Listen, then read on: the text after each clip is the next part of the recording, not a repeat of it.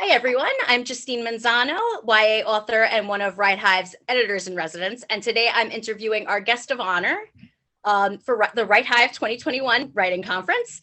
He is an agent, he is an author, and he's quietly pursuing a career as a Twitter comedian, Eric Smith. Welcome to the Hive, Eric. Hey, thanks for having me thanks for having me come hang out. Thank you for coming, hanging out with us. Sure. So I guess for starters, because we have a lot of newbie authors in our group, and could you explain to us what a literary agent does, like the basics of it? Yeah. I mean, on the surface, usually when you hear about a literary agent, people think, well, that's the person that represents me and sells my book, which is what we do, right? We represent an author, we get their book placed at a big publisher, but we also do a bunch of other things, right? We help negotiate the contracts, we sell sub rights, which means we're busy trying to get your book sold into foreign languages, selling audiobooks, trying to find you representation in film and TV out in Hollywood.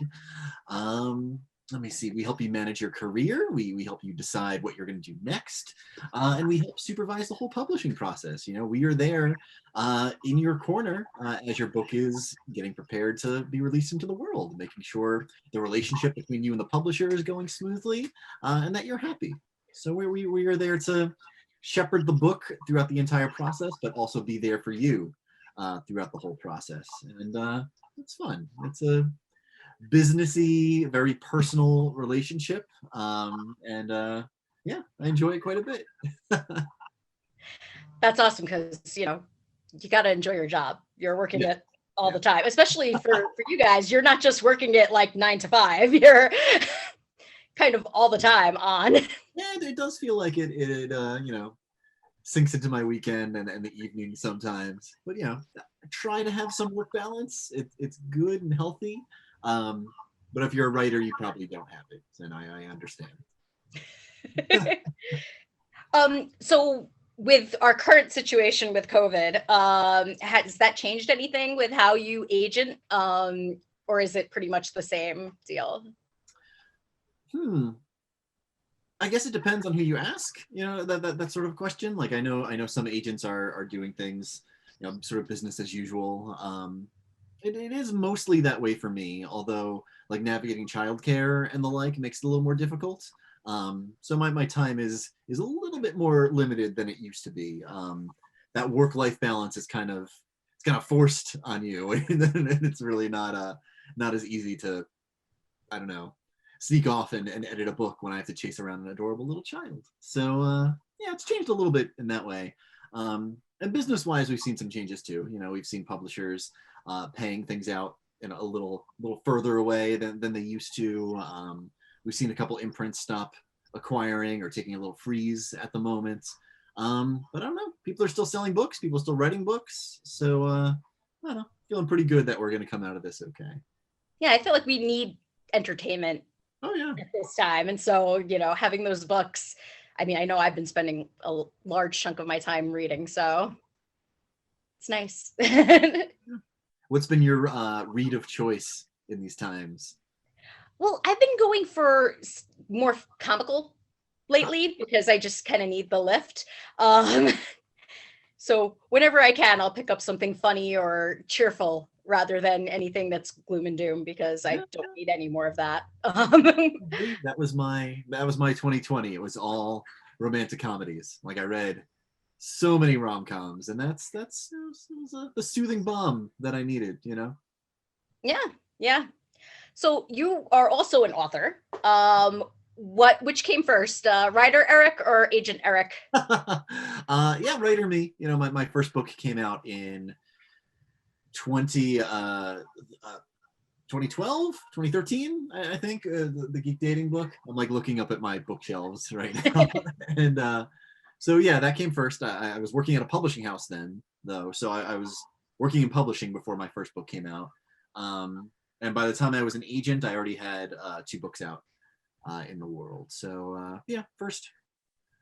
Yeah, it was writer first before agent, but publishing first before anything.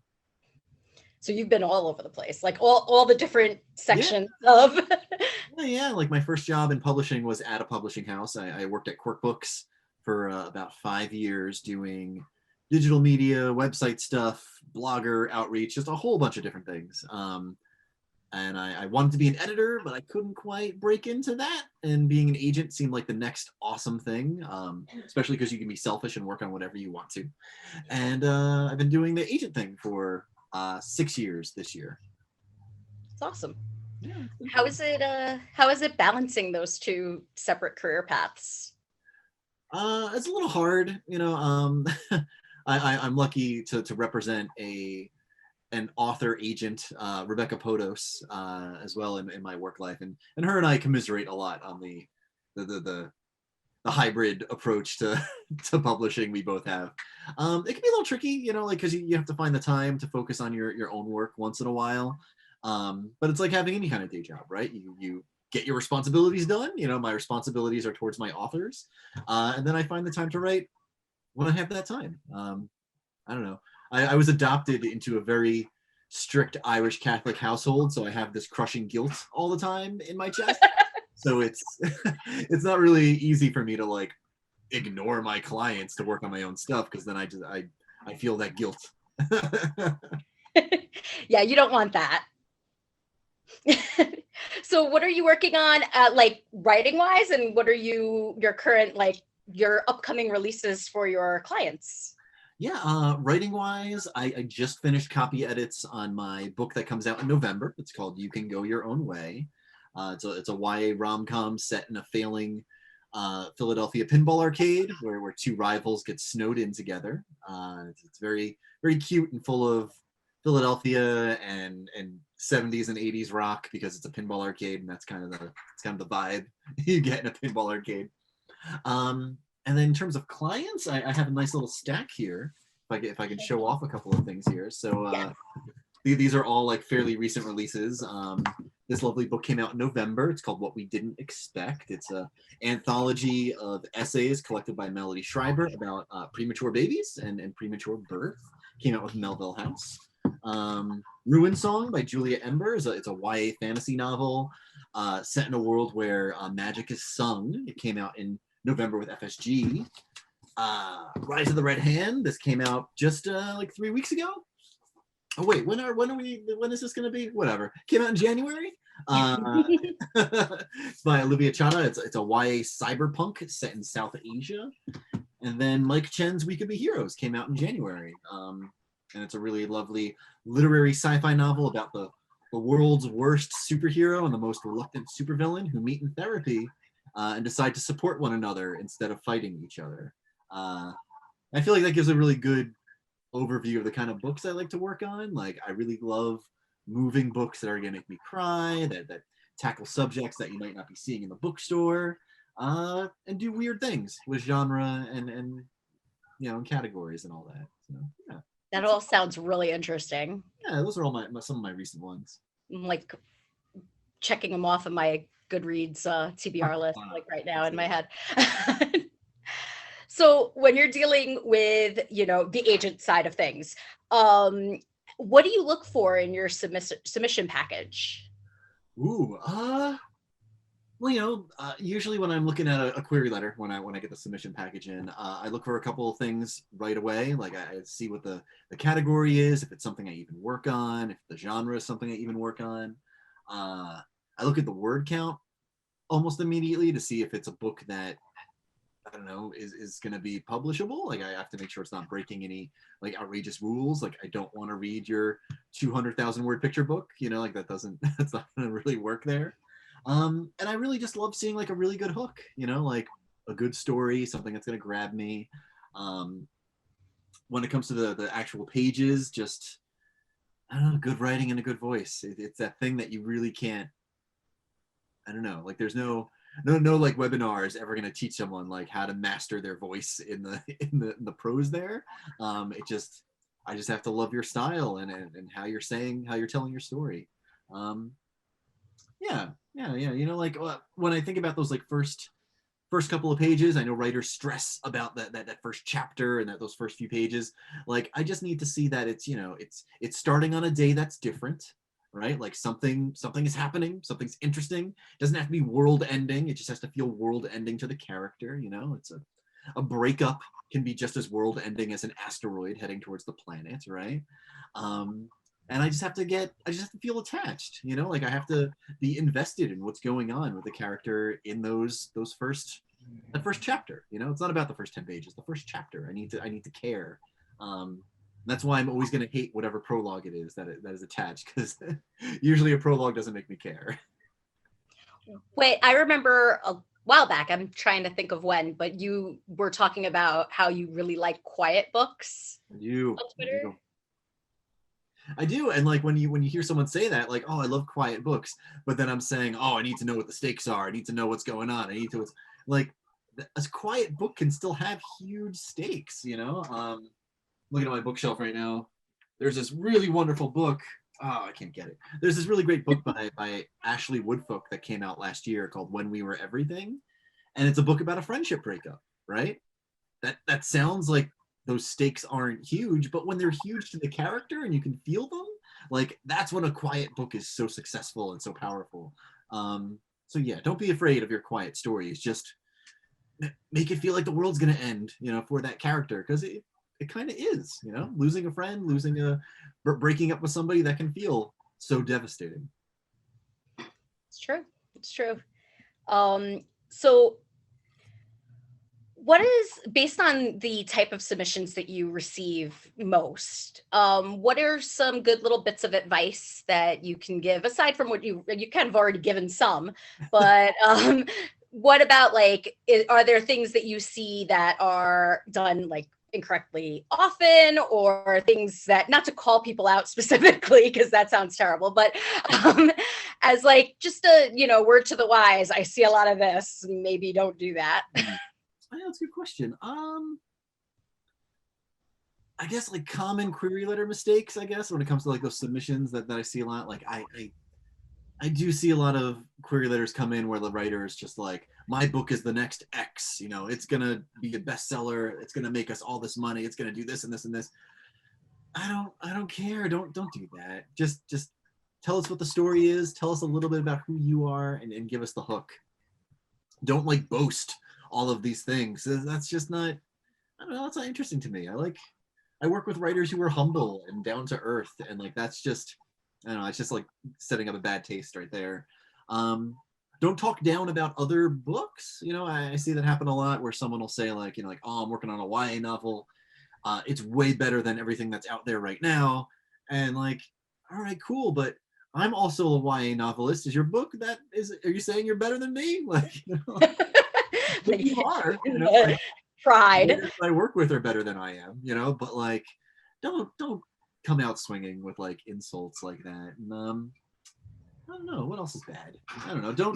Don't write in the character of your book, you know, in the voice of one of the characters. I see that happen pretty often, and like I get it. You're trying to be like unique and fun and stand out, but what I think it does unintentionally is it like sets up the idea that the writing in this query letter that you're doing in the voice of this character is representative of your entire book that you've maybe spent like 2-3 years writing, right?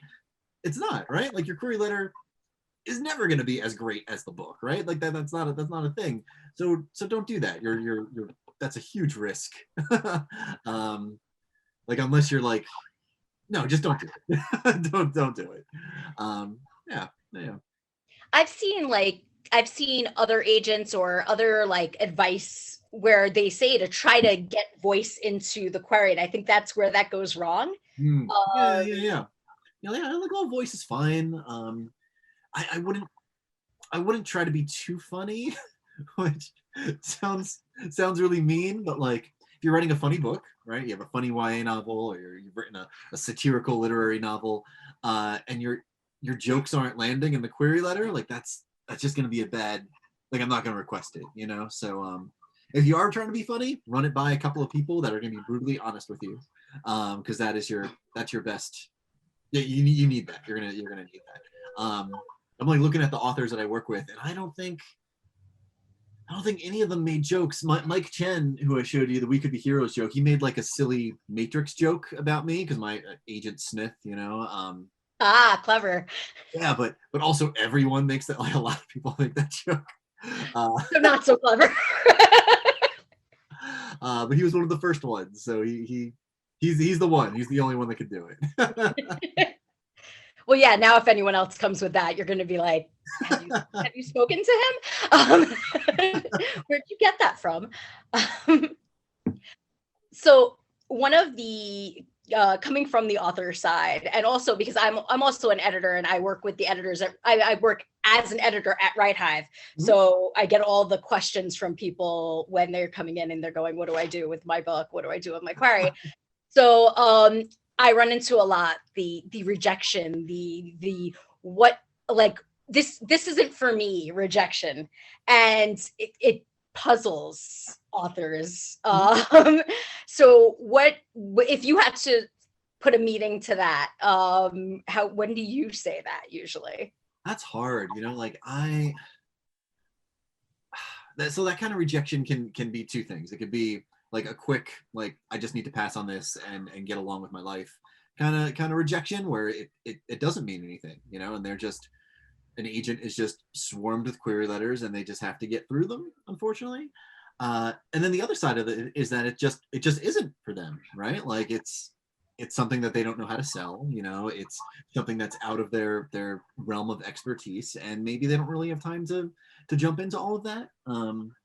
Like today I was getting through some manuscripts and passing on a few things, and like, I try to be honest when I request something and it's not right for me, and I tell them like, hey, like this is my kind of project, but like here are the reasons why it doesn't really work for me. And I try to get that across. There's only so many you can do that for, unfortunately. But yeah, it's one or the other. It's they're trying to get through it, or they just genuinely don't know how to sell it. I've had a couple of those. I've had a couple of books where like I passed because I wasn't sure what to do with it, and then I saw that book on the New York Times bestseller list for several months, and like, I'm not gonna say what those books are. I have to see them every day, so Don't want to like put your name on that, right? yeah. But the thing is, like sometimes I'll see a book that I passed on that I didn't know what to do with, or I didn't think I'd be a good fit for, and then I see who it's sold to, and I'm like, oh wow, I maybe never would have pitched that editor, or I wouldn't have thought that book would go to that person. So I don't know. Publishing is this weird magical alchemy where everything just kind of comes together at the right time to make something happen.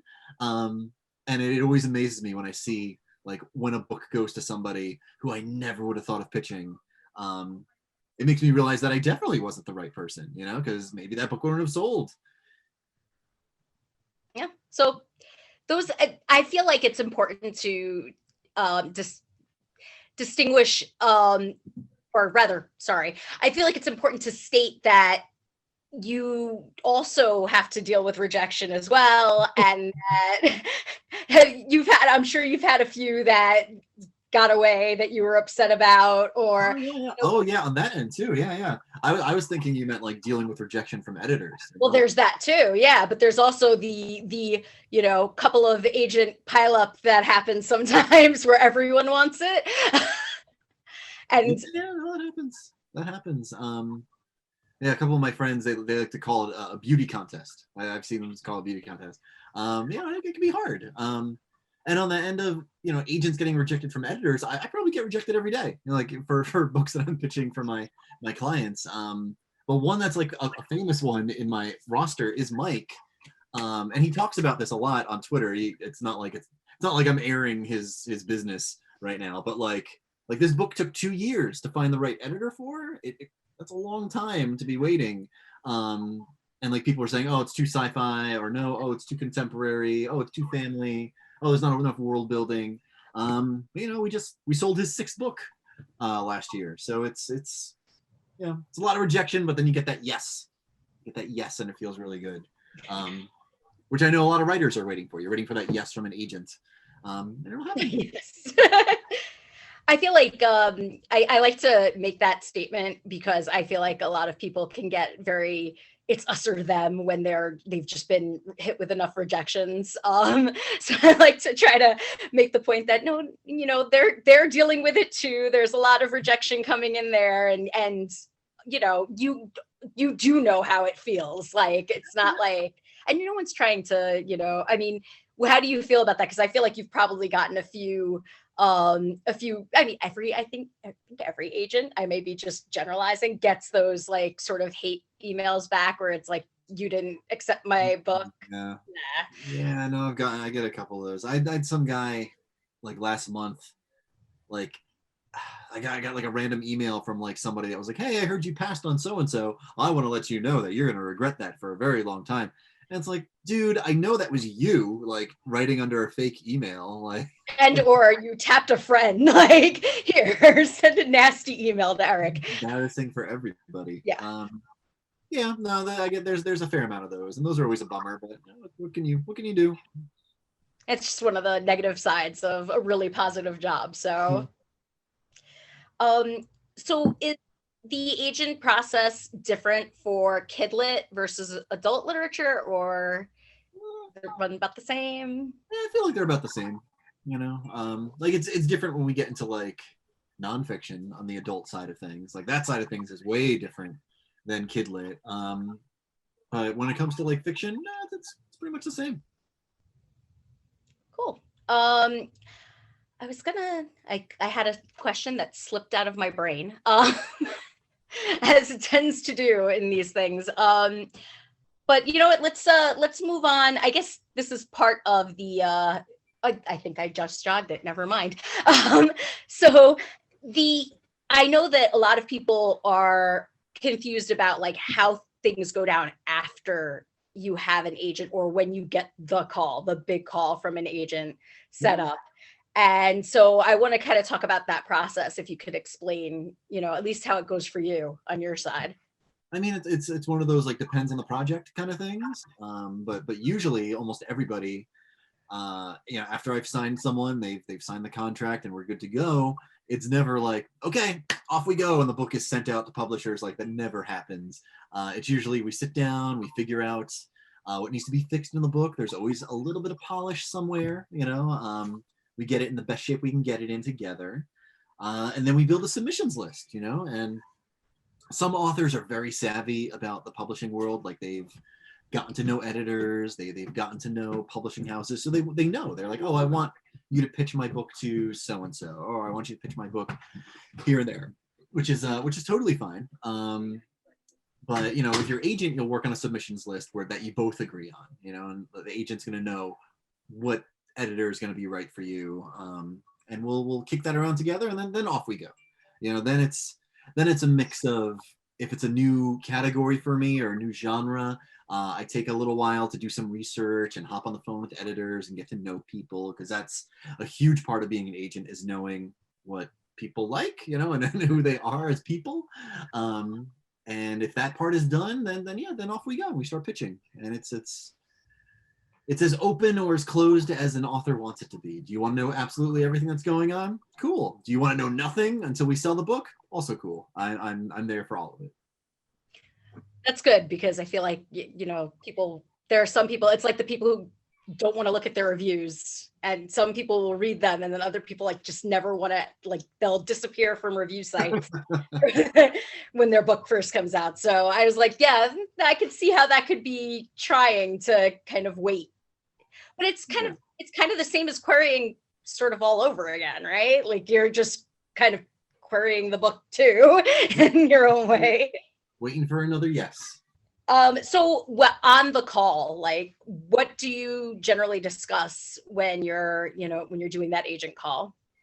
Oh, it depends, you know, like usually I'll talk about like what my vision is for the project, you know, like I think we should fix X and Y, you know, I think we should pitch it to this editor, and this publishing house. But generally I let them ask the most questions, you know. Usually an author is going to ask questions like, what's your communication style like? Can I talk to some of your clients? Which is always fine. Yes, talk to my clients, get to know them. You know, what is it, you know, what is your submission process like? Yeah, there's just a bevy of questions that the authors tend to ask. Yeah, my end of things, like I want to make sure that they're happy communication wise. I want to make sure we have a vision that aligns together for the project. I want to know what else they're potentially working on, you know, like They might have a YA novel that I feel is perfect for me and I'm going to know how to sell it. But when I ask them what they're working on next, they might have that 200,000 word picture book. And I know it's not going to work, you know? So yeah, I'm interested in the career of the writer, not just the one book. So I kind of want to know what else is going on. That's so you got my next question, which was, you know, what should a writer be prepared to ask? But when you're talking about communication style, so what is your communication style as an agent? It depends on the author. You know, some of my authors, they want to hear from me all the time. We're on Google Chat. We're talking about what video games we're playing. You know, I've been playing Assassin's Creed Valhalla a lot and DMing a bunch of my authors about where I am. Like I love that kind of relationship. That's really fun. And even though it's a business relationship, I like that we can bullshit about video games. That's lovely. And then I have authors that like, you know, they're like, hey, let me know when there's news. And that's it. That's when we talk. And those are also fine. You know, like I'm fine with the business relationship. We're friendly, but you want to know about the news, and that's also fine. I like to do a monthly email is sort of my thing, where I email everybody once a month. I'm like, hey, here's what's going on in March. Here's what's going on in April. Here's what books are coming out. Here's what I'm up to. You know, here are the conferences I'm speaking at. Here are the days I'm not available. You know, let's schedule a call if you want one. And then, yeah, that's sort of my deal. That sounds super great and very accessible, which Yeah, it could be. Yeah, you should never be scared of your agent. You know, you should be able to talk to them about anything. I love that. That's a good relationship because people are they get so intimidated by agents. I feel like when they're at least in the querying process, it can be very intimidating. I know I've done one of those speed pitch things once, and it was like I was shaking. But it's not. It shouldn't be. Like the authors have the power, really. You know, like you're waiting for one of us to choose you. It's not really the other way around. You know, you see a lot of agents with like huge social media followings. Like I'm guilty of having a lot of Twitter followers, but that doesn't matter. You know, like that's not important. The writer is what's important, the author. It's funny because I sort of grew out of that panic nervous phase when my sister-in-law is an agent as well, Megan Manzano. Yeah. So I was, after a while, then I was like, oh, okay, this isn't, you know, if Meg is one, like, okay, this isn't so scary now. But as a writer, I know that like if you don't know anybody, you know, in that position, it can be a little intimidating. And then, you know, you're talking about playing video games, which just makes it so much easier, you know? Oh, yeah. Which I'm sure your authors appreciate. So when you have this list of authors that you're working with and several projects for them, how do you handle that? Like, how do you juggle that? Google spreadsheets. I have a big old monster spreadsheet that I go over every single day, and I see who I could be pitching next. I could see how far everyone's out on submission. You know, I do lots of follow-ups. I keep dates everywhere. I live and die by my Google Calendar. So yeah, there's just lots of meticulous organization. So that's something you would say like you really need as an agent, right? You'd have to be really on top of organization. Oh, absolutely. Yeah, I mean, just for pitching, I think you should also be like when you're actually querying, I feel like you should also be super organized. Like one thing that I've had spreadsheets of like several lines and columns about all the facts about, you know, who I'm sending and why. And I feel like it's so important to do that level of research and know that you're like, because like you said earlier, if you're querying to somebody who doesn't take your type of book, you know, then you've wasted your query. So rather than just have that rejection like insta sent to you, it's good to plan.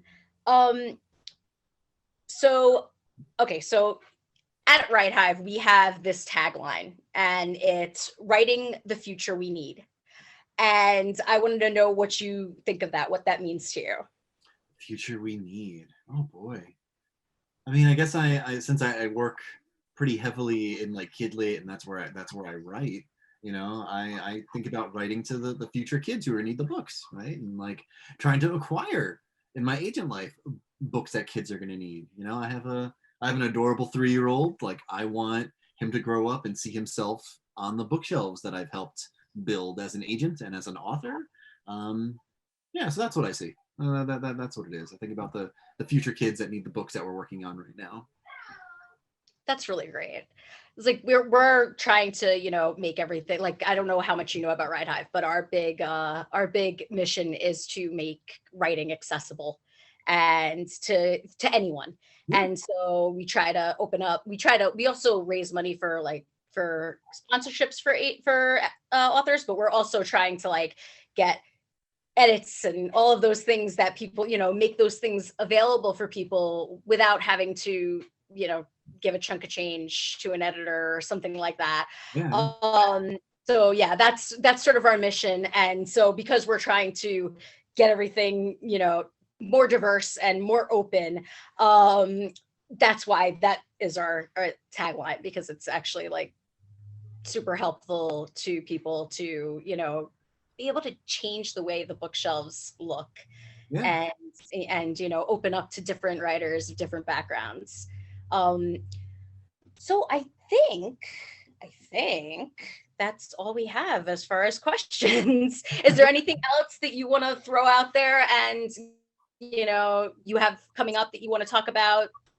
Appearances and anything? Well, remember though, this is going to air in April, so anything. Yeah. I mean, Kayla Ancrum's Darling comes out next, May, I believe. It's a really intense Peter Pan retelling that I hope people pick up, as well as James Tate Hill's Blind Man's Bluff, which is a remarkable memoir about how this blind writer pretended he could see for 20 years, and it's very, very funny and very, very sad. I think it's going to strike a chord with a lot of people. It's a sort of a joyful memoir of disability that I just won me over completely. Yeah, I think that's all I have off the top of my head. Like, I know there's more, but I'm sure there's a lot. So, okay, that's our interview for today. Thank you for joining me, Eric. And learn more about Eric at his aptly named website, ericsmithrocks.com, and on Twitter at ericsmithrocks. And for more information on everything we do and all the ways you can participate in WriteHive, check us out at writehive.org. So thank you for joining us. It was a pleasure.